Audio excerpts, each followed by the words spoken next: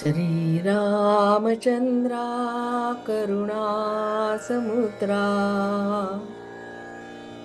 ध्यातो तुझी राजसयोग मुद्रा नेत्री नये रे तुझ वीण निद्रा तई भेट शिबा मजला सुभद्रा गुरुर्ब्रह्मा गुरुर्विष्णू गुरुर्देवो महेश्वरः गुरुः साक्षात् परब्रह्म तस्मै श्री गुरवे नमः। शुकासारिखे पूर्णवैराग्य जाचे वसिष्ठापरी ज्ञानयोगेश्वराचे कवी वाल्मिका सारिखा मान्य ऐसा नमस्कार माझा सद्गुरु रामदासा। जय जय रघुवीर समर्थ। नमस्कार। सर्वप्रथम सगळ्यांना गुरुपौर्णिमेच्या हार्दिक शुभेच्छा। आजचा जो दिवस आहे तो व्यास पौर्णिमा म्हणून पण ओळखला जातो। म्हणजे ते महाभारताचे रचनाकार होते, भारतीय ज्ञान परंपरेचे ते आद्य गुरु असं त्यांना मानलं जातं। त्यांच्या स्मरणार्थ हा दिवस आहे। म्हणजे किती छान योग जुळून आलाय बघा। म्हणजे हा दिवस गुरुपौर्णिमा म्हणजे आपल्याला इतकं भरतं येतं आणि इतका उत्साह असतो की खूप उत्साहाने आपण हा दिवस साजरा करतो। गुरुपौर्णिमा गुरुपौर्णिमा म्हणजे नेमकं काय? म्हणजे आपण म्हणू की ठीक आहे, प्रतिमेची पूजा केली, माझे सद्गुरू जे आहेत त्यांच्या प्रतिमेची पूजा केली, त्यांच्या प्रतिमेला हार घातला, नमस्कार केला आणि शेवटी प्रसाद घेऊन प्रसन्न मनाने घरी जायचं। आता आपण आपापल्याच घरी आहोत, पण तरी सर्वसाधारणपणे जिथे गुरुपौर्णिमा आपण साजरी करतो तिथे प्रसाद, आता हा शब्दरूपी प्रसाद आपण घेऊन जाणार आहोत असं म्हणायला काही हरकत नाही। पण या उत्सवाचा इतकाच मर्यादित अर्थ आहे का? थोडंसं चिंतन करूया। मला वाटतं यापेक्षाही गुरुपौर्णिमेचा अर्थ थोडासा व्यापक आहे, गहन आहे। म्हणजे आपण करतो त्या गोष्टी चुकीच्या आहेत का? तर अजिबात नाही, ते पण तेवढंच महत्वाचं आहे। नाहीतर असं वाटेल की अरे आपण चुकीचं केलं का? पण हा दिवस फक्त पूजनाचा नाही हे लक्षात घ्या। तर या पूजनाबरोबर कृतज्ञतेचा पण हा दिवस आहे। ज्यांनी आपल्या जीवनाला दिशा दिली, ज्यांनी आपल्याला विवेक दिला, अज्ञानातून ज्यांनी आपल्याला ज्ञानाकडे नेलं, आपल्या जीवनाला साधनेची गोडी त्यांनी निर्माण केली आणि आपल्या साधनेला ज्यांनी योग्य दिशा दिली, त्या गुरुतत्वाविषयी कृतज्ञता व्यक्त करण्याचा हा दिवस आहे। इतकंच नाही बरं का, याशिवाय सगळ्यात महत्वाचं आत्मपरीक्षण करण्याचा देखील हा दिवस आहे। विचार करा, गेल्या वर्षभरात म्हणजे मागच्या गुरुपौर्णिमेपासून गुरूंनी दिलेली जी शिकवण आहे त्या शिकवणीनुसार आपण किती जगलो, आपल्यातले कोणते दोष कमी झाले, आपल्या साधनेमध्ये किती सातत्य आलं, आपला स्वभाव बदलला का, हे मला परीक्षण करायचंय। म्हणजे बदलला म्हणजे काय, आपल्या स्वभावामध्ये सकारात्मक बदल झाले का, स्वतःला हे प्रश्न विचारायचे आणि अतिशय प्रामाणिकपणे त्याची उत्तरं द्यायची। मागे म्हटलं तसं तुम्ही मनात जे बोलता ते भगवंतापर्यंत जाऊन पोचतं, त्यामुळे ती उत्तरं आपण आपल्याला प्रामाणिकपणे द्यायची आहेत। आणि त्याचबरोबर गुरुचरणी नतमस्तक होऊन यापुढे अधिक सावधपणाने, निष्ठेने आणि प्रामाणिकपणे मी साधना करीन, गुरुंनी दिलेल्या मार्गावर चालण्याचा मी प्रयत्न करेन, हा दृढ निश्चय करण्याचा हा दिवस आहे, लक्षात घ्या। पण हा संकल्प करताना एक गोष्ट आपण समजून घेतली पाहिजे आणि ती म्हणजे ज्याच्या चरणावर आपण नतमस्तक होतो ते गुरु नेमके कोण आहेत, त्यांचं स्वरूप काय आहे. म्हणजे मी जे वंदन करते ते एखाद्या व्यक्तीला करते का त्या व्यक्तीच्या माध्यमातून प्रकट झालेलं जे गुरुतत्व आहे त्याला करते. गुरुतत्व याविषयी हजारो वर्षापासून आपल्या ऋषींनी, उपनिषदांमधनं, संतांनी याला अतिशय महत्त्व दिले आणि याविषयीचा गहन विचार या सगळ्यांनी मांडलेला आहे. भारतीय अध्यात्म परंपरेमध्ये गुरुतत्व ही कोणत्याही एका व्यक्तीने निर्माण केलेली संकल्पना नाही. ती वैदिक आणि उपनिषद कालापासून अखंड प्रवाहित होत असलेली सनातन परंपरा आहे. उपनिषदांनी अज्ञानाचा अहंकार दूर करून आत्मज्ञानाचा प्रकाश देणाऱ्या या गुरुला सर्वोच्च स्थान दिले. उपनिषद बघितलं तर सगळीकडे गुरु शिष्य संवाद आहे. ज्ञान देणारे गुरु तिथे दिसतात. म्हणून सद्गुरु म्हणजे केवळ एक व्यक्ती नाही, तर ती सत्याची अनुभूती देणारे, जीवनाला योग्य दिशा देणारे आणि अज्ञानाचा संपूर्ण नाश करणारे असे हे सद्गुरु आहेत. आणि असं हे ईश्वरी तत्व आहे. आपल्या संत परंपरेने देखील गुरुतत्वाचा हाच महिमा सांगितलाय. सगळ्या संतांनी सद्गुरु म्हणजे परमेश्वरापर्यंत पोचवणारा सेतू असंच म्हटलंय ना. आता तुमच्या लक्षात आलं का की गुरुपौर्णिमा म्हणजे फक्त एक धार्मिक उत्सव नाही, तर सद्गुरूंच्या प्रती कृतज्ञता व्यक्त करण्याचा दिवस, स्वतःकडे प्रामाणिकपणे पाहण्याचा आणि साधनेचा नवा संकल्प करण्याचा पवित्र दिवस आहे. आता बघा, आषाढ महिना म्हटलं की आपण काय अनुभवतो, तर आकाशात काळे ढग जमून येतात. वास्तविक सूर्य असतो, पण ढगामुळे त्याचं तेज झाकलं जातं. आपल्या आयुष्यात पण तसंच आहे ना. आपल्या अंतःकरणावर अज्ञान, अहंकार, मोह, माया, वासना ह्या सगळ्यांचे ढग दाटून येतात. त्यामुळे काय होतं, तर आत्मस्वरूपाचा प्रकाश झाकोळून जातो. म्हणजे परमात्मा असूनही त्याची अनुभूती येत नाही. या अज्ञानांच्या ढगांना दूर करून विवेकाचा आणि आत्मज्ञानाचा प्रकाश जागवणारे ते हे सद्गुरू. आणि अशा ह्या सद्गुरूंचं स्तवन समर्थांनी दासबोधामध्ये केले, हे आपल्याला मगाशी काकांनी सांगितलं. सुरुवात छान झाली की आता सद्गुरू वर्णवेना जेथे माया स्पर्शो सकेना. पुढे समर्थ काय म्हणतात, ते स्वरूप मज अज्ञाना काय कळे. समर्थच हे सांगतात, किती विलक्षण आहे. म्हणजे दासबोधासारखा महासागर निर्माण करणारे समर्थ मला सद्गुरूंचं वर्णन करता येत नाही असं म्हणतात. कारण सद्गुरू हे तत्व असं आहे की ते शब्दांच्या पलीकडे, बुद्धीच्या पलीकडे, त्याला मायेचा स्पर्श पण होऊ शकत नाही. अशा या अनंत सत्याचं वर्णन शब्दांनी कसं करणार, हा प्रश्न समर्थांचा आहे. आणि मग समर्थांनी पुढे उपनिषदामधलं नेती नेती या वचनाची आठवण करून दिली आहे. नेती नेती म्हणजे हे नाही, ते असं नाही, ते असं नाही, म्हणजे शब्दात मांडायचा प्रयत्न आहे, पण त्याचं स्वरूपच कळत नाही. आणि असं कोण म्हणतंय, तर जी आत्मविद्येची आई आहे ती श्रुती असं म्हणते.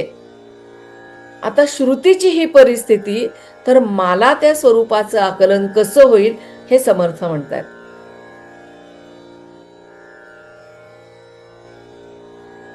एखाद्या व्याख्येत बांधता येत नाही. गुरुतत्व समजून घ्यायचं असेल तर त्यासाठी अनुभव, नम्रता आणि सगळ्यात महत्वाचं म्हणजे गुरु कृपा आवश्यक आहे. आणि ही नम्रता समर्थांकडे आहे. म्हणूनच त्यांनी काय सांगितलं, मज न कळे हा विचारू, दुरुनी माझा नमस्कारू.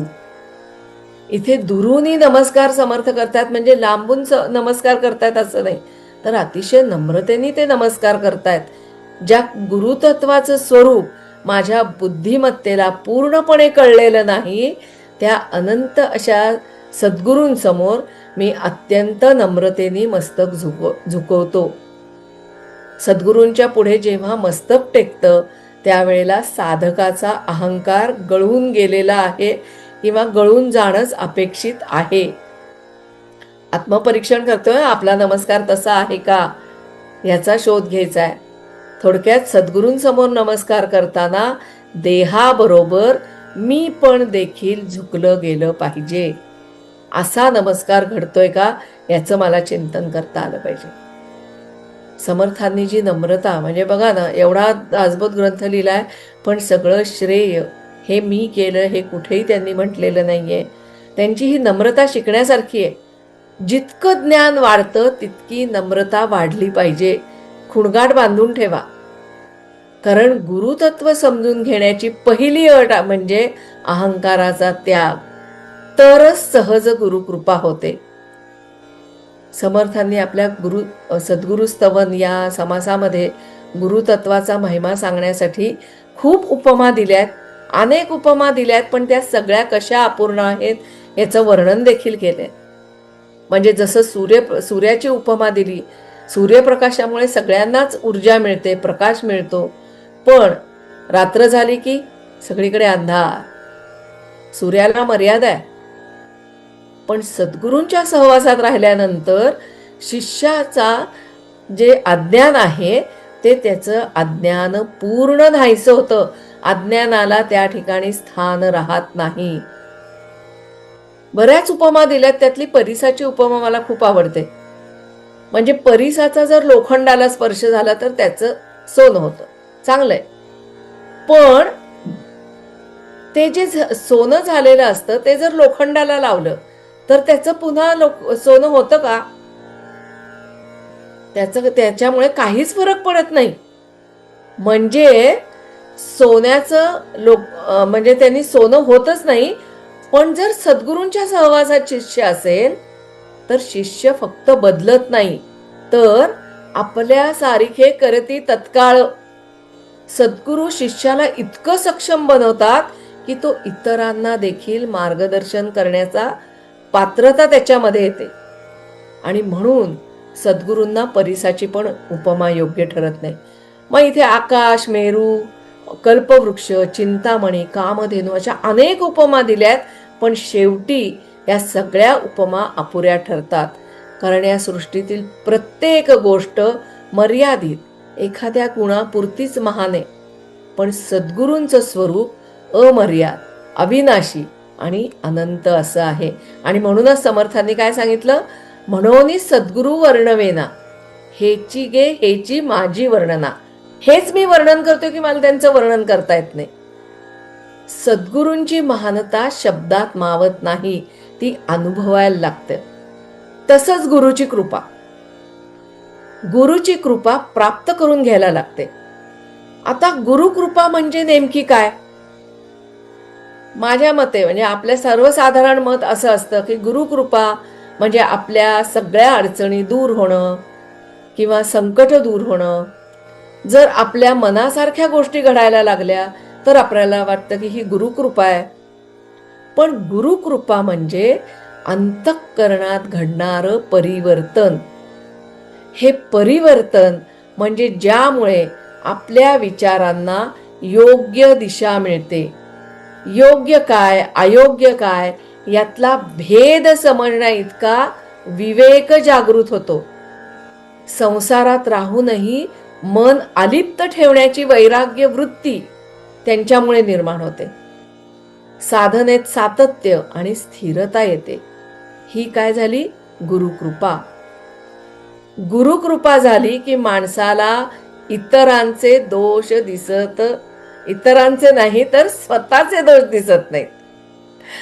इतरांचे दोष आपल्याला दिसतातच ना, पण स्वतःचे दोष दिसत नाहीत. ही जी माणसाची अवस्था आहे, तर गुरुकृपेमुळे माणसाला स्वतःचे दोष दिसायला लागतात. हे महत्वाचे की मला जे कळतच नाही ते नेमकं कळायला लागतं.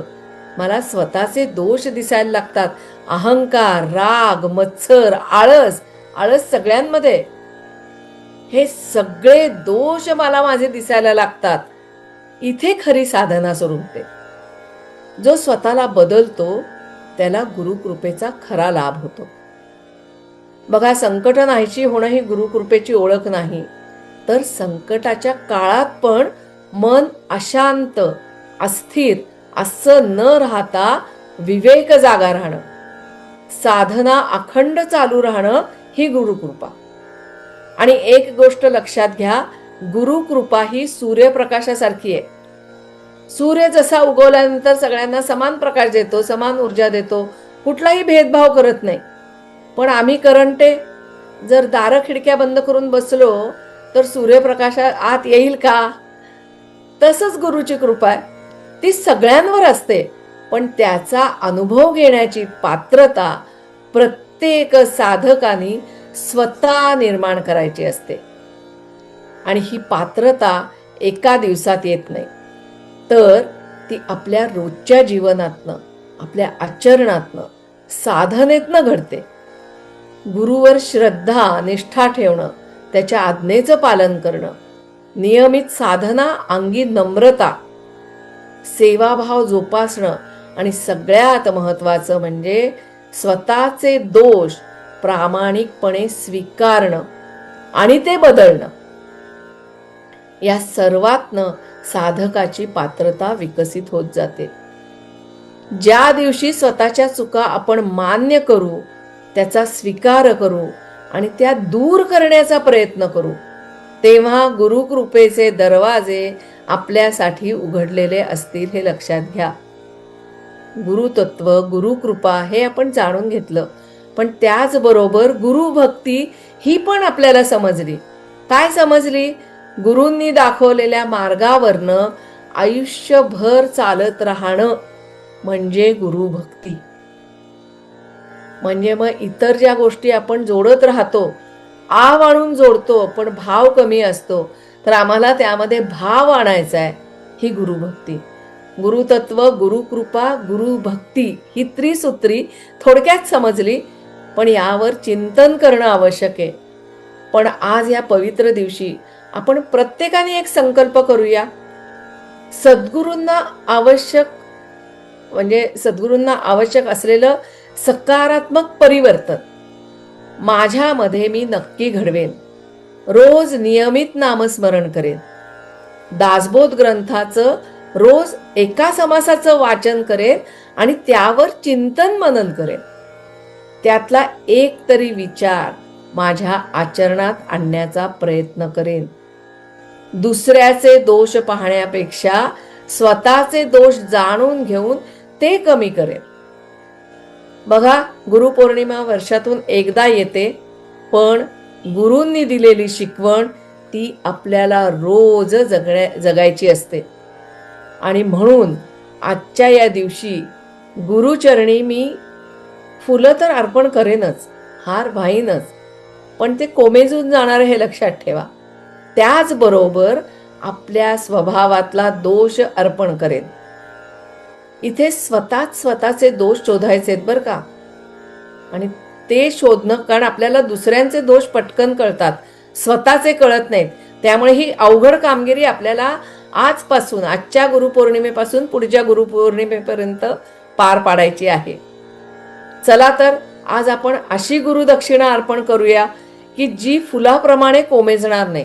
म्हणजे जसं स्वभावात परिवर्तन, विचारात विवेक, साधनेत सातत्य, आचरणामध्ये शुद्धता आणि प्रत्येक क्षणी गुरुच्या शिकवणीप्रमाणे जगण्याचा प्रामाणिक प्रयत्न. याहून मोठी गुरुदक्षिणा सद्गुरूंना कोणती असू शकते, नाही का? सर्व सद्गुरूंच्या चरणी कोटी कोटी प्रणाम करते. जय जय रघुवीर समर्थ.